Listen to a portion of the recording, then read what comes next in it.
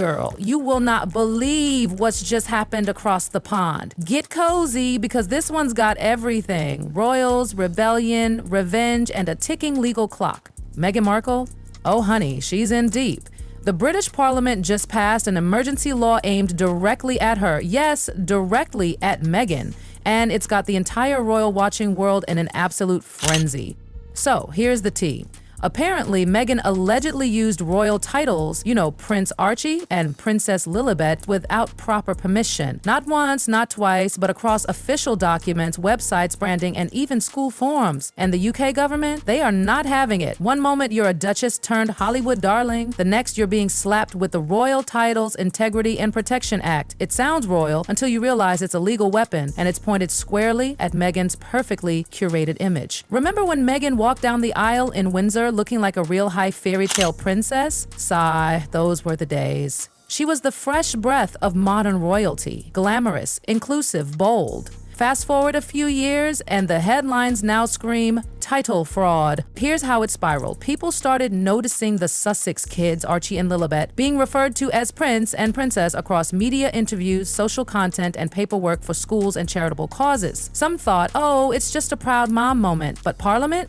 Oh no, they saw something much bigger. Unauthorized usage of state-sanctioned titles. That's a major legal no-no in the UK, darling.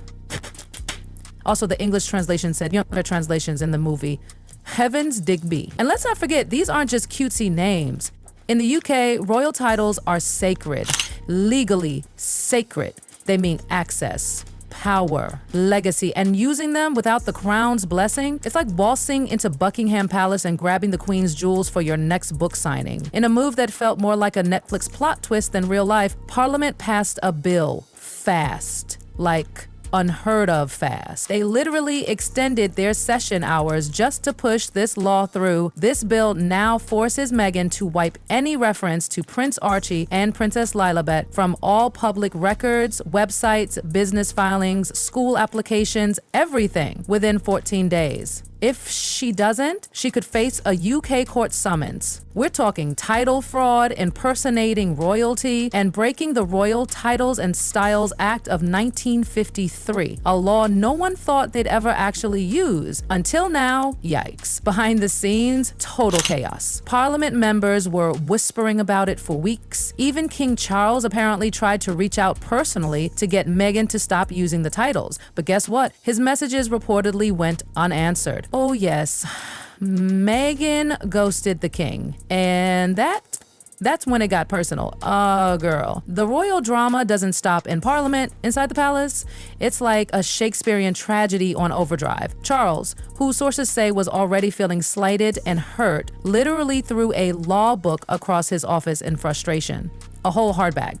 This isn't just about titles. For Charles, this is about betrayal. He apparently tried the soft approach, asking Meghan's team nicely to fix things, and was met with silence. Prince William, meanwhile, was reportedly all for the bill. He wanted to draw a line in the sand. No more bending the rules. Royal means royal, and if you walk away from it all. And what about Harry? Crickets. Radio silence. Not a peep. Not a word. His absence is so loud, it's practically screaming. Now let's talk receipts. This all really exploded after a birthday message was posted for little Lilibet on the Sussex's Archwell Foundation site. The message? Sweet. The issue? It referred to her as Princess Lilibet with zero disclaimer. It was presented like an official royal statement, and that was it. Legal watchdogs, retired royal aides, and even Parliament members said, enough is enough. This wasn't just mom pride, this was a branding move. Titles were popping up on trademarks, book promos, even legal filings in California. They weren't just naming their kids prince and princess in bedtime stories. These titles were tied to products, deals, maybe even profits. Buckle up, this new law isn't just a slap on the wrist, it's brutal. Meghan had 14 days to strip those titles off every record. Failure to comply equals potential £250,000 sterling, 0 pence fines per violation. Repeat offenders, possible travel bans, asset freezes, and full-blown court proceedings. Even US-based websites can be compelled to comply thanks to international agreements. And they didn't stop there. This law covers everything: websites, nonprofit press releases, podcasts, children's school forms, even bios. Anyone using royal titles without the monarch's blessing is now liable. That includes Meghan, her team, her partners, anyone helping her brand those kids as royalty. Meghan finally responded, kind of. She released a soft, heartfelt statement titled "A Mother's Duty," saying she acted in good faith and always believed her children had the right to their titles.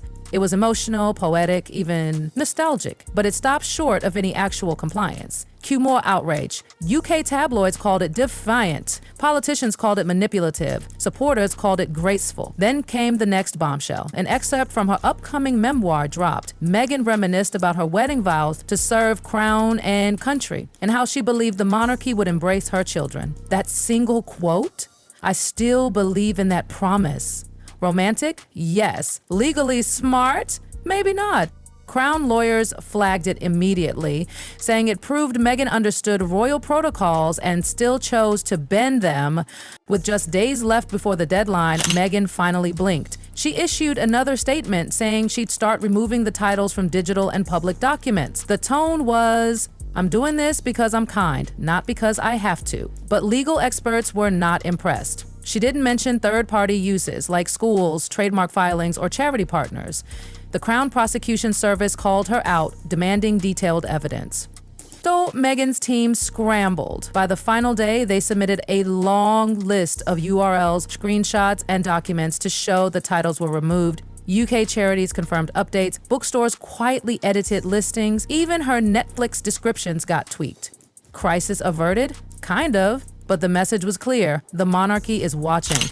One slip, one single unauthorized Princess Lilibet, and the entire circus could start again. Okay, so Meghan submitted her last-minute list of fixes, digital edits, erased bios, cleaned up charity records. It looked like she might have dodged a legal bullet, but oh no, the storm is far from over. Because now, the fallout is spreading like wildfire. The British Parliament may have gotten their temporary compliance, but honey, they are not letting this go. The royal family, not satisfied. And Meghan, she's shaken, but not defeated. Yet. Let's talk about what happened after the deadline passed. Because behind Meghan's polished statements and public silence, her entire brand machine went into meltdown. You know who's suddenly gone silent? Her once loyal squad of Hollywood powerhouses. The producers, the podcast hosts, the publishers, the ones who love dropping that royal sparkle in every headline. Suddenly, it's crickets. Why? Because now, Princess Lilibet isn't just a cute title, it's a legal liability.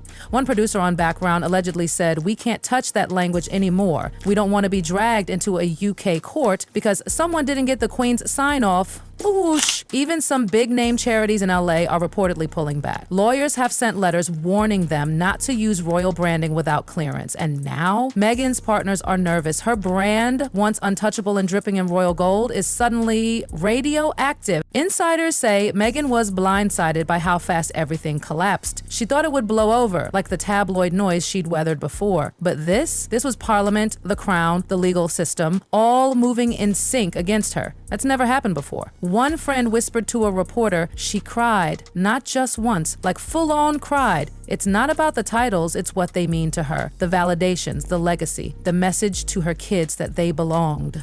Heartbreaking, right? But here's the twist. She also reportedly told her team, "I won't let them erase my children." So now the question is Meghan planning to fight back? Or was that her final curtain call? Let's talk about the elephant in the royal room. Prince, hurry. Where is he? Why isn't he speaking up? While Meghan was scrambling to clean up the digital mess, Harry, once the rebellious royal knight in shining armor, has been eerily silent. No statements, no interviews, not even a vague Instagram quote about honoring family or supporting love. Speculation is flying.